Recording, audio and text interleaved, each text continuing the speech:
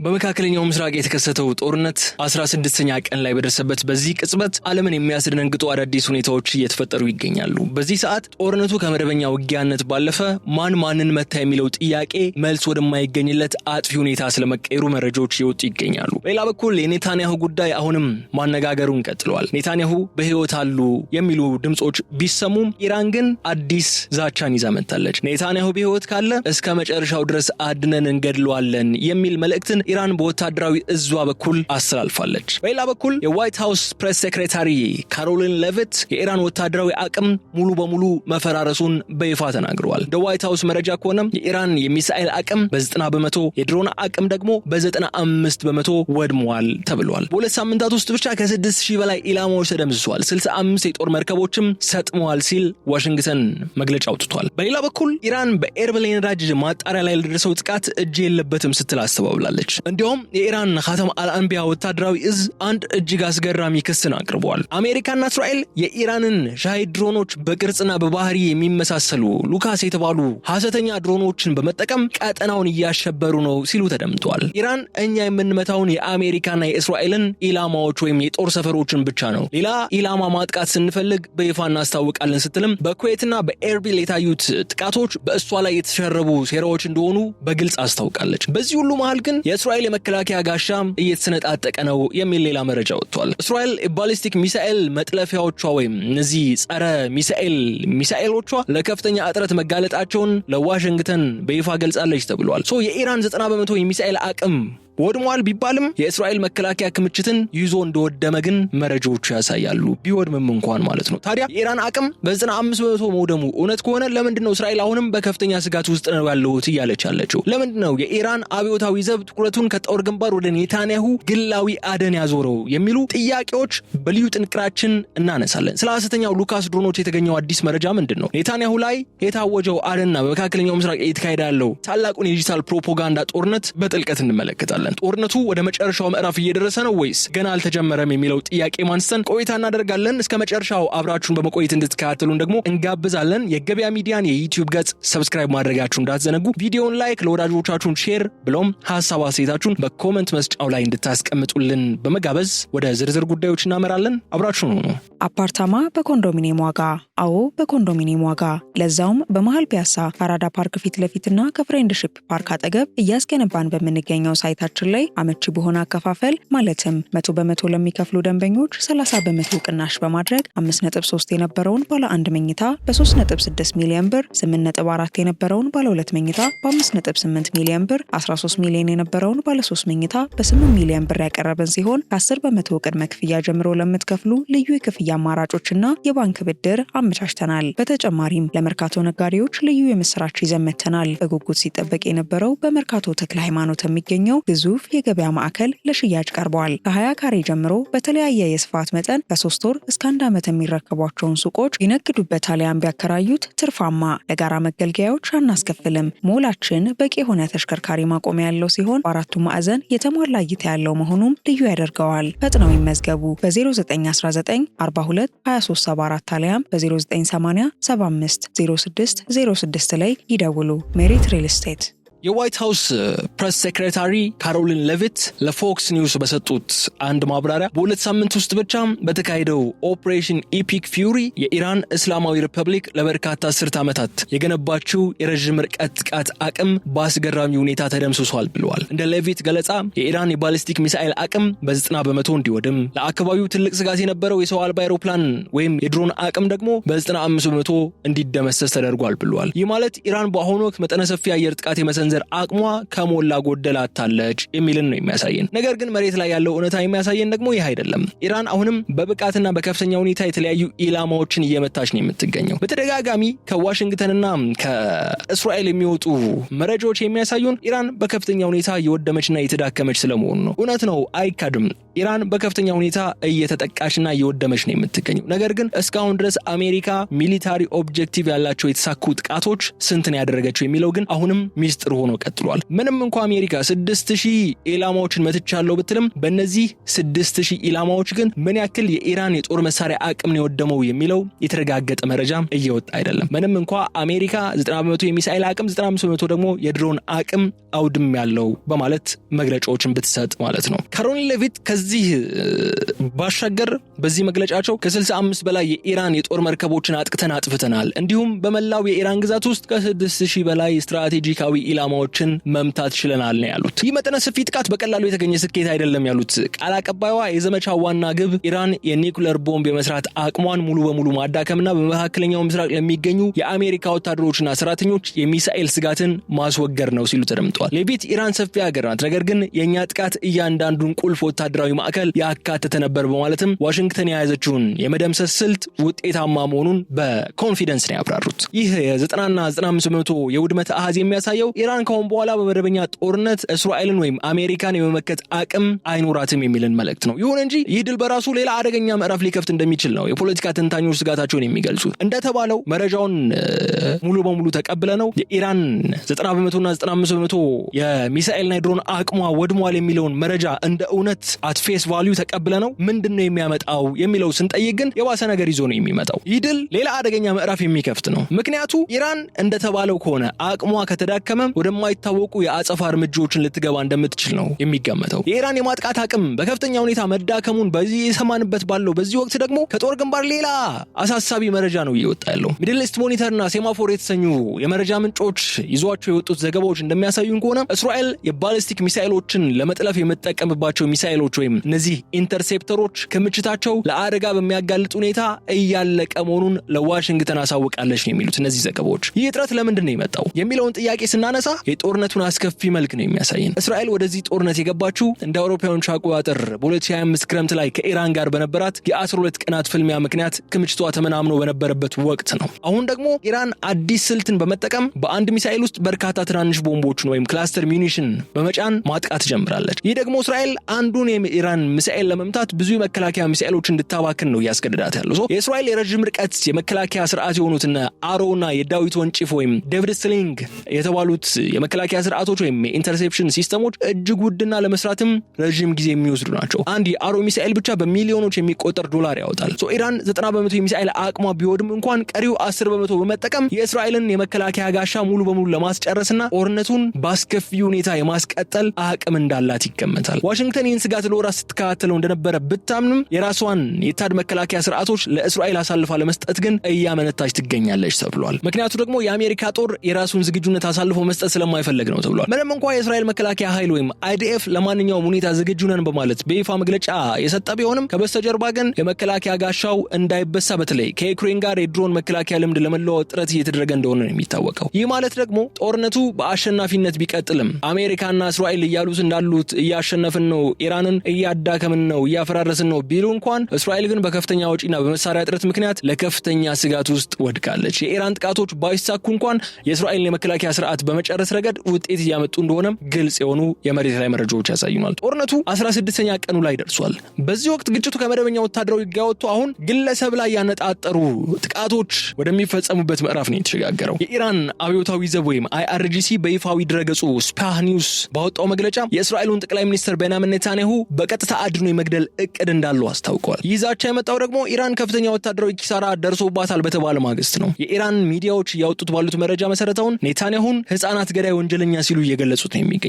ኔታንያሁ ሞቷል፣ ነገር ግን በህይወት ካለ እንኳን እስከ መጨረሻው ድረስ አድነን እንገድለዋለን በማለት የሞት ዛቻን ሰንዝረዋል። ይህ ዛቻ በኔታንያሁ ላይ ብቻ ሳይሆን በመላው የእስራኤል አመራር ላይ የተሰነዘረ የግል በቀል እንደሆነ ይነገራል። ከዚህ ቀደም ታስታውሱ እንደሆነ ሙጅታባ ኻሚኔ በተሾሙ ማግስት አንድ ነገር አውግቻችሁ ነበር እዚህ ገበያ ልዩ ጥንቅር ላይ። ሙጅታባ ኻሚኔ በእስራኤልና በአሜሪካ ጥምር ጥቃት አባታቸው ሚስታቸውና የበኩር ልጃቸውን ስለማጣታቸው ነው የወጡት መረጃዎች የሚያሳዩት። እርሳቸውም ጉዳት አስተናግደዋል የሚል ነጥቦች ይነሳሉ። ይህንን በተሰማ ማግስት በሰራነው ዘገባ ደመላሹ ሙጅታባ ኻሚኔ የሚል አንድ ጥንቅር ሰርተን ነበርና ሙጅታባ ኻሚኔ ምናልባት ወይ ሪኮንሳይል የማድረግ ሰላም የማውረድ ወይም ደግሞ በቀል የማወጅ ሁለት አማራጮች በእጃቸው ላይ አሉ ብለን ነበር። አሁን በግልጽ እያሳዩን ያሉት መረጃዎች ሙጅታባ ኻሚኔና ጦራቸውና ሀገራቸው በቀል ፍለጋ እየተንቀሳቀሱ እንደሆነ ነው። በቀሉ ደግሞ እስራኤልና አሜሪካን ከመምታት ይልቅ እነዛን አያቶላህ ኻሚኔን እና ቤተሰቡን የገደሉ ጥቃቶች ያዘዙ አመራሮችን አድኖ መግደል ላይ ትኩረት እንዳደረጉ ነው የሚያሳዩን አሁን ላይ የወጡት መረጃዎች።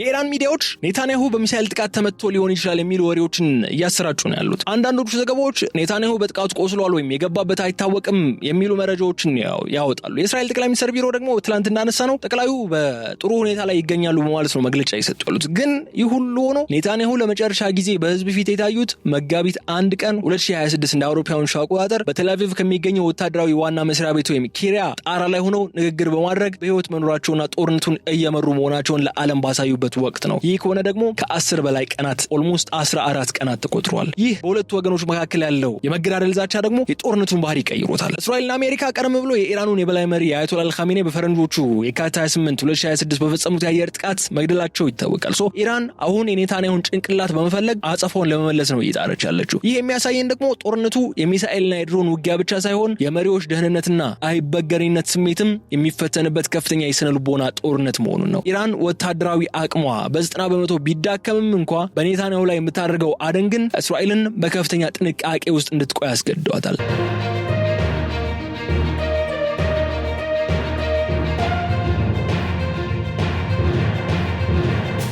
በሌላ በኩል ደግሞ በትላንትናው ዕለት ምሽት በኢራቅ ኩርዲስታን ዋና ከተማ ኤርቢል አቅራቢያ የሚገኘው ግዙፍ የላንዛ የነዳጅ ማጣሪያ በሰው አልባ ድሮኖች ጥቃት እንደተቃጠለ ይታወሳል። ጥቃቱ በማጣሪያው ላይ ከፍተኛ እሳት አስነስቷል። ተቋሙም ስራውን ሙሉ በሙሉ ለማቆም ተገዷል። ይህ ክስተት በጦርነቱ 16ኛው ቀን ላይ የታየ አዲስና ውስብስብ የጦርነት ሂደት ማሳያ ሆኗል። ጥቃቱም በኢራን ስለመፈጸሙ የተለያዩ መረጃዎች አሳይቷል። ነገር ግን የኢራኑ ተስኒም የዜና ወኪል አንድ ወታደራዊ ምንጭን በመጥቀስ አንድ አስገራሚ መረጃን ይፋ አድርጓል። ይህ ጥቃት በኢራን ወይም በደጋፊዎቿ የተፈጸመ አይደለም፣ ይልቁንም ጥቃቱ በአሜሪካ ወይም በእስራኤል የተፈጸመ የፎልስ ፍላግ ኦፕሬሽን ነው ሲል ከሷል። የኢራን ወታደራዊ ባለስልጣናት እንደሚሉት ከሆነ ዋሽንግተንና ቴል አቪቭ ጦርነቱን አላስፈላጊ በሆኑ አቅጣጫዎች ለማስፋፋትና ጎረቤት ሀገራትን መሰረተ ልማት በማውደም ጥቃቱን በኢራን ላይ ለማሳበብ እየሰሩ ነው ሲሉ ተደምጠዋል። በዚህ ላይ የኢራን ኸተም አልአንቢያ የተባለው ወታደራዊ እዝ የሰጠው መግለጫም እንመልከተው። እንደ እዙ ገለጻ አሜሪካና እስራኤል የኢራንን የታወቁ የሻሂድ ድሮኖችን በቅርጽ በባህር የሚመሳሰሉ ሉካስ የተባሉ ድሮኖችን በመጠቀም ቀጠናውን እያሸበሩት ይገኛሉ ብለዋል። ኢራን እኛ የምንመታው የአሜሪካና የእስራኤልን የጦር ሰፈሮች ብቻ ነው፣ ማጥቃት ስንፈልግም በይፋ እናስታውቃለን ስትል በኤርቢል የነዳጅ ማጣሪያና በኩዌት አውሮፕላን ማረፊያ ራዳር ላይ ለደረሱት ጥቃቶች ተጠያቂ አይደለሁም ስትል ኢራን አስታውቃለች። ይሁን እንጂ የክልሉ ባለስልጣናትና የምዕራባውያን መረጃዎች እንደሚጠቁሙት ከሆነ ደግሞ ጥቃቱ የተፈጸመው በኢራን ከሚደገፉ የኢራቅ ሚሊሻዎች ሊሆን ይችላል የሚል ነው። በተለይ በዛኑ ቀን በባግዳድ የሚገኘው የአሜሪካ ኤምባሲና በኤርቢል የሚገኙ የጦር ሰፈሮች በተመሳሳይ ድሮኖች ነው ጥቃት የደረሰባቸው። ይህ የኤርቢል ክስተት የሚያሳየን ጦርነቱ ከመደበኛ ውጊያነት ባለፈ አሁን ማንን መታ የሚለው ጥያቄ መልስ ወደማይገኝለት የድብቅ ስልትና የጥፋት ስልት ስለመቀየሩ ነው። ኢራን ድሮኖች የተመሳሰሉ ተሰርተውብኛል ትላለች። አሜሪካ ደግሞ ኢራን ቀጠናውን ለማተራመስ እየጣረች ነው በማለት ትከሳለች። በማጣሪያው ላይ የደረሰው እሳት ቢጠፋም በሁለቱ ሀገራት መካከል ያለው የጥርጣሬና የክስ እሳት ግን ይበልጥ እየተቀጣጠለና አውዳሚ የሆነን ጦርነት እንዲቀጥሉ እያስገደዳቸው ይገኛል። ቀደም ሲል ታዲያ ዋና ዋናዎቹን ጉዳዮች ነበር የተመለከትነው፣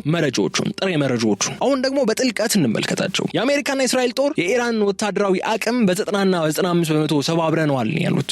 ይህ የሚያተኩረው ምን ላይ ነው? ጥራትና ብዛት ወይም ኳሊቲ ቨርስ ኳንቲቲ በተደረገ ፍልሚያ ነው። በወታደራዊ ሳይንስ ስሌት መሰረት ኦፕሬሽን ኤፒክ ፊውሪ የተሳካው በአሜሪካ የላቀ የኤሌክትሮኒክስ ጦርነትና የሳተላይት የመረጃ አሰባሰብ ምክንያት ነው። ኢራን ለዓመታት የገነባቸው የሚሳኤል ክምችት ለጥቃት ከመዘጋጀቱ በፊት በመሬት ላይ ውስጥ ባሉ ማከማቻዎች ወይም ሚሳኤል ሲቲዎች ከፍተኛ ጥቃት ደርሶበታል ተብሎ ይታመናል። ይሁን እንጂ ይህ ቴክኖሎጂ የበላይነት ሌላ ትልቅ ችግርን ይዞ መጥቷል። ይኸውም የወጪ ስሌት ወይም ኮስት ቤኔፊት ሬሾ ነው። እስራኤል አንድን የኢራን ርካሽ ድሮን ወይም ሚሳኤል ለመጥለፍ የምትጠቀመው አንድ አሮ ወይም አንድ የፓትሪዮት ሚሳኤል ዋጋው ከጥቃቱ ሰለባው ዕቃ በብዙ ጥፍ ይበልጣል። ኢራን 95% አቅሟ ቢዳከም የቀረው 5% ግን አሁንም ስጋት ሆኖ የሚቀጥለውም ለዚህ ነው። አንድ ድሮን ብቻ ሾልካ ካለፈችና እንደ ላናዝ የመሳሰሉ ነዳጅ ማጣሪያ ተቋማትን ጉዳት ካደረሰችባቸው ወታደራዊ ድሉ በኢኮኖሚያዊ ኪሳራ ይሸፍናል። በተጨማሪም ኢንተርስቴለርና ሌሎች የጠፈርና የመከላከያ ስርዓቶች በዚህ ጦርነት ለመጀመሪያ ጊዜ በተግባር ውለዋል። ኢራን የባሊስቲክ ሚሳኤሎቿ በህዋ ላይ ያሉ እንዲመቱባት ተደርጓል። ይህ ደግሞ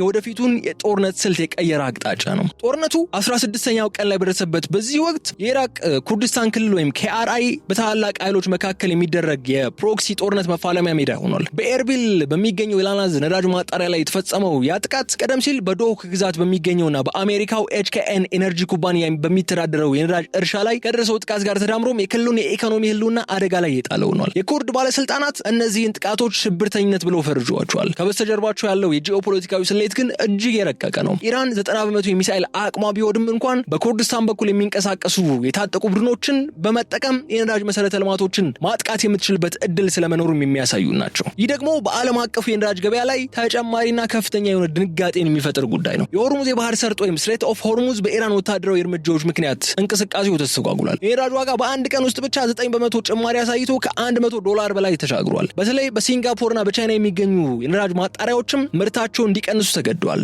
የዓለም ኢኮኖሚ ወደ ድቀት ሊያመራ እንደሚችል ነው የኢኮኖሚ ተንታኞች እያስጠነቀቁ ያሉት።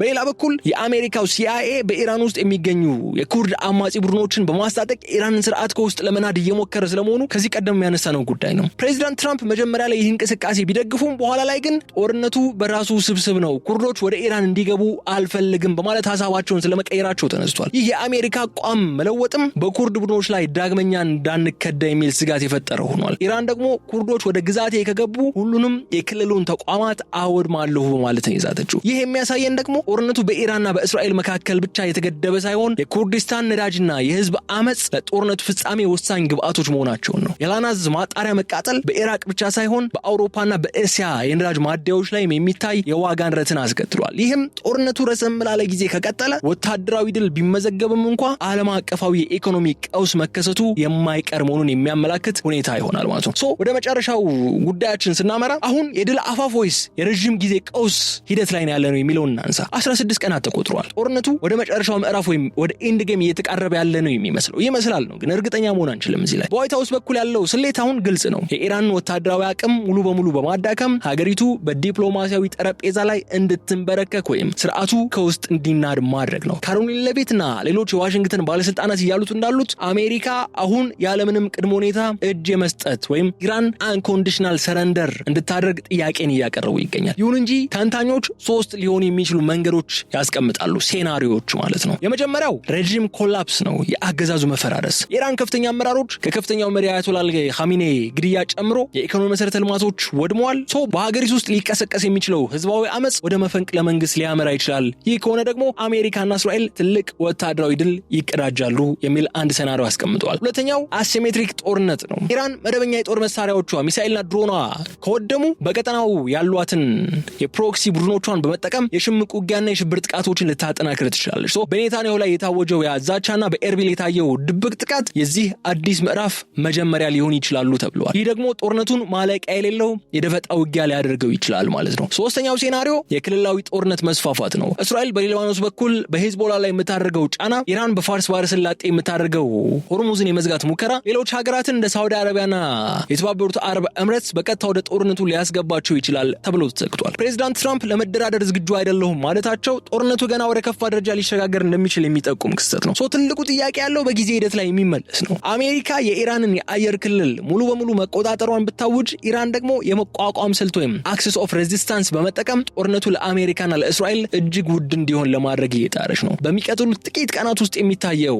ወታደራዊ እርምጃና እድገትም ጦርነቱ እንዴት ይጠናቀቃል? በአሜሪካና እስራኤል ድል ወይስ ሰፊው ቀጠናዊ ትርምስ ተሻግሮ አሜሪካና እስራኤል ጦርነቱን ለማቆም ያስገድዳቸዋል የሚለውን አብረን የምንመለከተው ጉዳይ ይሆናል። ይህ የ16 ቀናት ከፍተኛ ውጥረትና ውጊያ ምንም እንኳ ወደ ማብቂያው እየተቃረበ ያለ ቢመስልም መካከለኛው ምስራቅ ግን ዳግመኛ እንደነበረው እንደማይሆን ግልጽ ሆኗል። ኦፕሬሽን ኤፒክ ፊውሪ በታሪክ ታይቶ በማይታወቅ ፍጥነት የአንድን ቀጠናዊ ኃይል ወታደራዊ ጀርባ አጥንት እንዴት ማጥቃት እንደሚቻል ያሳየ ሆኗል። የዋይት ሃውስ ፕሬስ ሴክሬታሪ ካሮሊን ሌቪት እንዳሉት የኢራን ሚሳኤልና የድሮን አቅም በ90ና 95% መውደሙ የአዲስ ዘመን ጅማሬ ነው ብለዋል። ይሁን እንጂ ድል በታላቅ ዋጋ የመጣ ነው። ድልም ከተባለ እስራኤል ያጋጠማት የመከላከያ ሚሳኤል እጥረት በዘመናት በዘመናዊ ጦርነት ውስጥ ጋሻ ወይም ዲፌንስ ከአታክ ወይም ከሰይፍ ይልቅ እጅግ ውድና በቀላሉ የሚሟጠጥ መሆኑን ለዓለም አሳይቷል። ኢራን አብዮታዊ ዘብ ወይም IRGC በቤንያሚን ኔታንያሁ ላይ የደቀነው የሞት ዛቻና በኤርቢል የነዳጅ ማጣሪያ ላይ የታየው ድብቅ ጥቃት ደግሞ አንድን መንግስት በቴክኖሎጂ ማሸነፍ ቢቻልም እንኳን ርዕዮተ ዓለማዊ በቀልን ግን